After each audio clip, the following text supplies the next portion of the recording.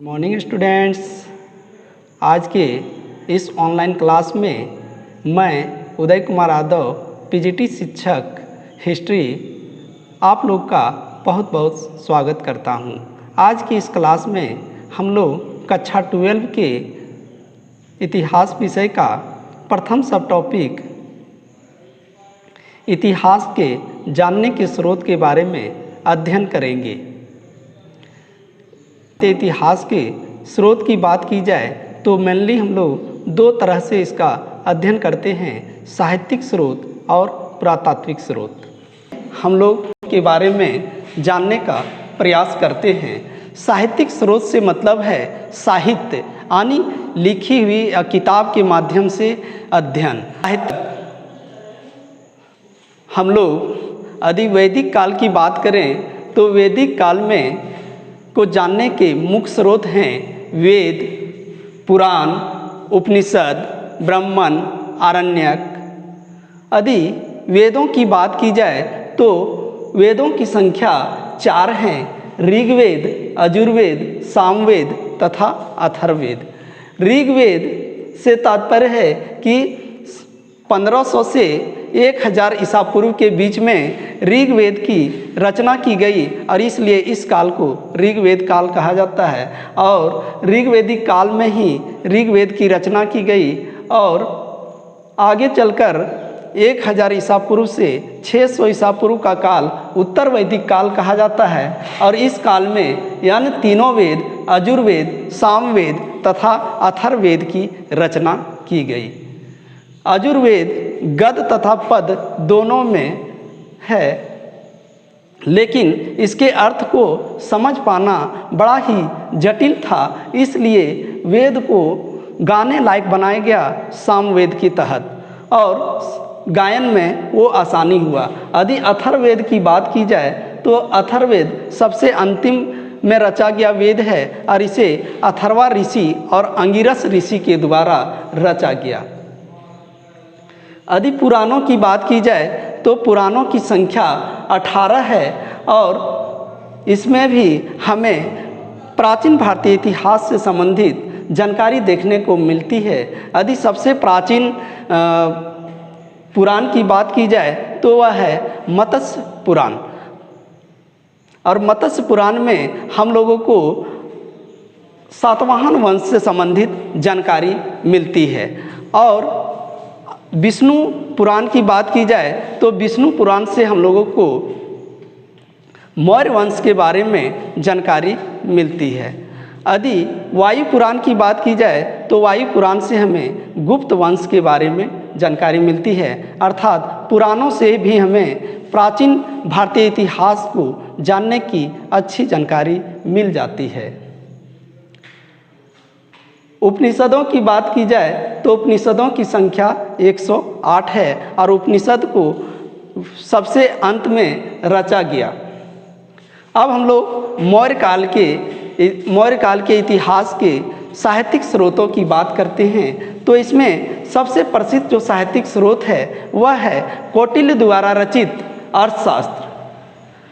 कौटिल्य चंद्रगुप्त मौर्य के दरबार में उसके मंत्री थे और उन्होंने अर्थशास्त्र की रचना की। कौटिल्य के अन्य नाम हैं विष्णुगुप्त तथा चाणक्य।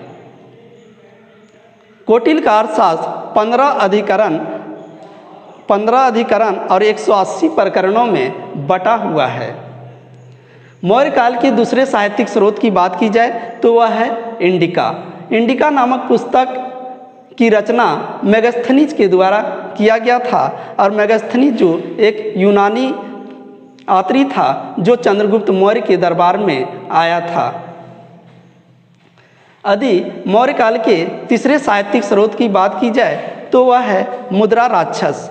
मुद्रा राक्षस की रचना विशाख दत्त के द्वारा की गई। यद्यपि इसकी रचना गुप्त काल में हुई, लेकिन इसमें हम लोगों को मौर्य काल से संबंधित जानकारी भी मिल जाती है। यदि जैन ग्रंथों की बात की जाए तो इसमें परिशिष्ट पर्वन नामक ग्रंथ की भी रचना की गई, जिससे हम लोगों को मौर्य काल के विषय में जानकारी मिलती है। मौर्य काल के विषय में हमें बौद्ध ग्रंथों से भी जानकारी मिलती है और ये बौद्ध ग्रंथ दीपवंश एवं महावंश हैं। इसे सिहली ग्रंथ भी कहा जाता है क्योंकि इसकी रचना श्रीलंका में हुई थी। इस प्रकार हमें मौर्य काल के साहित्यिक स्रोत में कौटिल्य का अर्थशास्त्र, मेगास्थनीज का इंडिका, विशाख दत्त का मुद्रा राक्षस, जैन ग्रंथ में परिशिष्ट पर्वन, बौद्ध ग्रंथ में दीपवंश और महावंश महत्वपूर्ण भूमिका निभाते हैं। यदि मौर्योत्तर काल की बात की जाए तो शुंग वंश आता है और इसमें शुंग वंश की साहित्यिक स्रोत की बात की जाए तो उसमें मनु स्मृति सबसे प्रसिद्ध है। मनु स्मृति की रचना मनु के द्वारा किया गया था और यह जो है वह कानून से संबंधित पुस्तक है। इससे हम लोगों को मौर्यकालीन और विधि व्यवस्था के बारे में जानकारी मिलती है। यदि गुप्त काल की बात की जाए तो गुप्त काल में हम लोग पहले ही चर्चा कर चुके हैं कि मुद्रा राक्षस से भी जानकारी मिलती है, लेकिन इसके साथ साथ हमें कालिदास के द्वारा रचित अन्य पुस्तकों के माध्यम से भी जानकारी मिलती है। जैसे इनकी पुस्तक है मेघदूतम, रघुवंशम, अभिज्ञान शकुंतलम तथा अन्य पुस्तकें।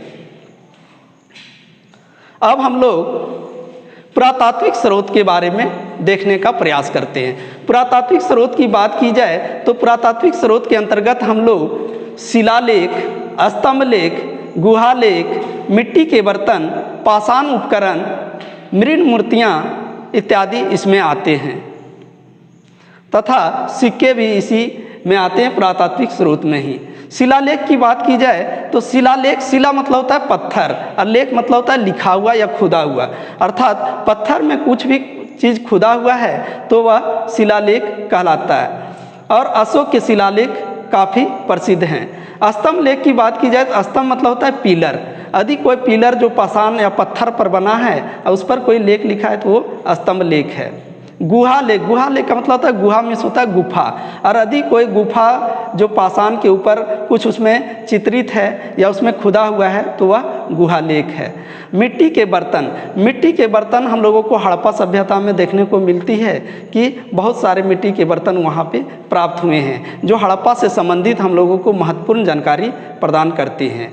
पाषाण उपकरण की बात की जाए तो यदि उससे पीछे चलते हैं पाषाण काल में तो उस समय का जो मुख्य जो पुरातात्विक स्रोत था वो पाषाण उपकरण था, इसलिए पाषाण उपकरण भी हम लोग को बहुत मदद करता है। मृण मूर्तियाँ की बात की जाए, मृण मीन्स होता है मिट्टी, अब मूर्तियाँ मीन्स मूर्तियाँ, तो मिट्टी की मूर्तियाँ भी हमें हड़प्पा काल में देखने को मिलती है। अब एक एक करके हम लोग देखते हैं कालक्रम के अनुसार। हड़प्पा काल की बात की जाए तो हड़प्पा काल के पुरातात्विक स्रोत के रूप में मिट्टी के बर्तन, मुहरें तथा मृण मूर्तियाँ हैं। मिट्टी के बर्तन और मृण मूर्तियाँ की चर्चा कर चुके हैं। मोहरें जैसे कि हम लोग स्टाम्प देखते हैं, उसी प्रकार उस काल में मोहरें विनिमय का साधन होते थे। जैसे अभी जिस प्रकार से रुपया या जो सिक्के होते हैं उसी प्रकार से मोहरें हड़प्पा काल की पुरातात्विक स्रोत थे। मौर्य काल की बात की जाए तो मौर्य काल में सबसे प्रसिद्ध जो है वह अशोक के अभिलेख हैं। अशोक के अभिलेख सबसे प्राचीन अभिलेख हैं और अशोक के अभिलेखों में शिलालेख, स्तंभलेख और गुहालेख मिलते हैं। अशोक के अभिलेख अधिकतर प्राकृत भाषा और ब्राह्मी लिपि में लिखे गए हैं।